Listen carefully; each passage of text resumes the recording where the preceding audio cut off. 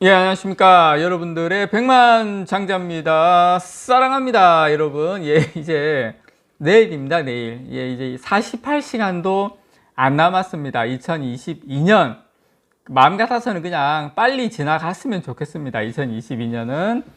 자, 오늘 여러분들하고 같이 한번 돌아보는 시간 가져보도록 할게요. 돌아보는 시간 가져보면서 내년도도 한번 우리가 뭐 어떻게 될 건지 한번 살펴보는 시간 가져보도록 하겠습니다, 여러분. 자, 일단 우리 여러분 여기 코스피 연간 등락률 추이입니다. 연간 등락률 추이인데 쭉 보시면 이게 최근에 이게 2020년이 아니라 2020년 상승하고 2021년부터 이제 하락을 하기 시작을 했는데요. 자, 보시면 예, 고점 2020년도에 30% 오르고 그 이후로 쭉쭉쭉 흘러내려서 지금 올 한 해만 24.89% 이렇게 지금 계속 흘러내렸는데 보시면 지난 10년 동안 가장 많이 2021년에 고점을 찍고 예, 이렇게 쭉 흘러내렸습니다. 많이 흘러내렸죠, 여러분. 많이 흘러내렸는데 저는 저 앞에 보시면 중간에 17년, 18년 요때도 좀 많이 빠졌거든요. 이제 그때보다도 더 많이 빠졌다. 우리가 삼성전자를 개인 투자자분들이 많이 사고 이렇게 했는데 가장 힘든 그 경험을 우리가 다 함께 했다. 그렇게 좀 말씀을 좀 드리고 싶어요. 지난 10년 동안. 자, 근데 이제 골이 깊으면 산이 높고 산이 높으면 골이 깊잖아요. 그래서 골이 깊었기 때문에 산이 높지 않을까 그렇게 기대를 좀 해봅니다. 자, 코스피 지수가 연간 기준으로 하락한 것은 2018년 이후 4년 만이죠. 4년 만이고 코스닥 같은 경우에는 올해 34%가 하락을 했어요. 급락을 한 거죠. 자, 참 그리고 여기에는 안 나오는데 2008년 예, 요때가 가장 많이 하락했습니다. 그 해에 40%가 하락을 했어요. 리먼 브러더스 사태 터졌을 때 그때는 40% 거의 10년 만에 10년 좀 더 된 상태에서 이렇게 하락을 했는데 거의 우리 IMF 때 이후에 그 다음에 그 금융위기 이후에 거의 최대폭 하락이 아닌가 이렇게 생각을 합니다. 반대로 돌려서 생각을 하면 지금이 최대의 기회가 됐지 않았나 그렇게 좀 말씀을 좀 드리고 싶고요. 작년에 여러분 증권사들이 전망한 올해 코스피 지수 예상 밴드 혹시 아십니까? 예, 다 3,000 넘는다 그랬어요. 3,600포인트가 최고고 3,300, 3,200 다 그랬는데 지금 코스피 지수가 올해 종가 기준으로 3,000선을 넘은 날은 하루도 없습니다. 참고로 안 맞는다는 거예요. 그래서 증권사의 전망이 맞은 적이 거의 없다. 자, 내년도 전망은 어떠냐? 상당히 안 좋습니다. 내년도 전망 상당히 안 좋는데 저는 반대로 내년이야말로 작년에 증권사들이 전망한 3,300, 3,600 오히려 내년이 오히려 저는 상당히 가능성이 높은 한 해가 될 수도 있다. 그렇게 말씀을 좀 드리고 싶습니다. 자, 요거는 제가 지난 한 10년간 코스피 등락률 추이고요. 자, 요거는 여러분 반도체입니다. 반도체 연간 업황 곡선 그래프입니다.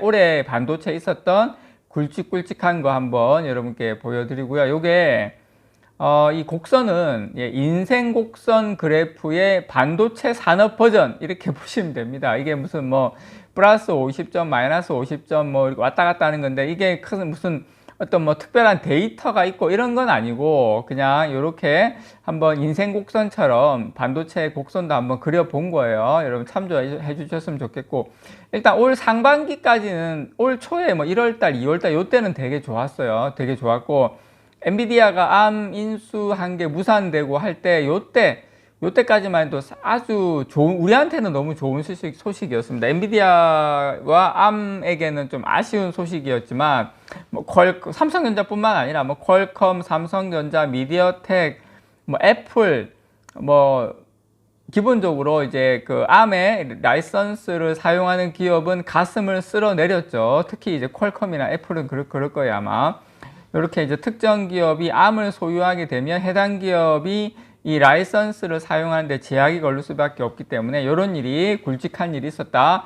그러고 난 다음에 여러분 우리가 2월 달에 뭐가 터졌습니까? 예, 러시아 우크라이나 이 전쟁이 터졌죠. 이게 터지면서 사실상 이게 전 세계 증시에도 상당히 이게 안 좋은 그 결과를 냈죠. 이게 코로나19 이후에 대형 악재예요. 이게 예, 러시아 우크라이나 전쟁. 이게 아마 지금 증시가 안 좋은 원인 중에 하나입니다. 이게 제가 봤을 때. 그래서 이게 이제 이 전쟁이 길어지면서 뭐 네온, 그 다음에 팔라듐 이런 게 뭐 반도체 소재에 이렇게 쓰이는 거거든요. 뭐 이것뿐만 아니라 물론 뭐 곡물, 뭐 식량, 이 에너지, 그 다음에 뭐 천연가스, 원유 뭐 이런 거 여러 가지 이런 것들이 지금 전 세계 경제에 상당히 저는 좀 안 좋게 영향을 좀 미쳤다 그렇게 저는 생각을 합니다. 그래서 어쨌든 요 부분이 우리 좀 안 좋았다. 예, 그런 부분이 있고, 자, 이게 그 다음에 또 요 나와 있는 게 TSMC의 가격 인상. 자, TSMC 가격 인상은 저는 이렇게 봐요. TSMC가 가격을 올리고 싶어서 올린 게 아니라, 야, 우리 돈 많이 벌래. 그런 개념이라기보단, 가격 인상이 불가피한 상황이었죠. 왜냐면, 원자재, 예, 러시아가 우크라이나발 전쟁으로 인해서 원자재 가격이 상승했죠. 이게 이제 인플레이션을 더 이제 좀 강하게 끌어올리는 영향을 줬습니다. 또 다른 이제 광물 공급 국가인 중국이 강력한 이게 제로 코로나 펼치면서 공급망 불안정성이 지속이 되죠. 그 결과 이제 원자재 가격이 상당히 급등을 했습니다. 이게 이제 웨이퍼 가격하고 반도체 원가 상승으로도 이어졌죠. 이게 이제 계속 가격이 오르다 보니까 수요가 또 감소하게 되는 그러한 부분이 됐습니다. 자, 웨이퍼뿐만 아니라 반도체 제조에 필요한 뭐 네온, 뭐 클립톤, 팔라듐, 뭐 희귀가스 이런 쪽도 상당히 안 좋았다. 그렇게 좀 말씀을 드리고 싶고, 자, 그 다음에 올해 있었던 일, 미국의 FOMC의 패드의 자이언트 스텝. 요거 뭐 완전히 그냥 끝장났죠.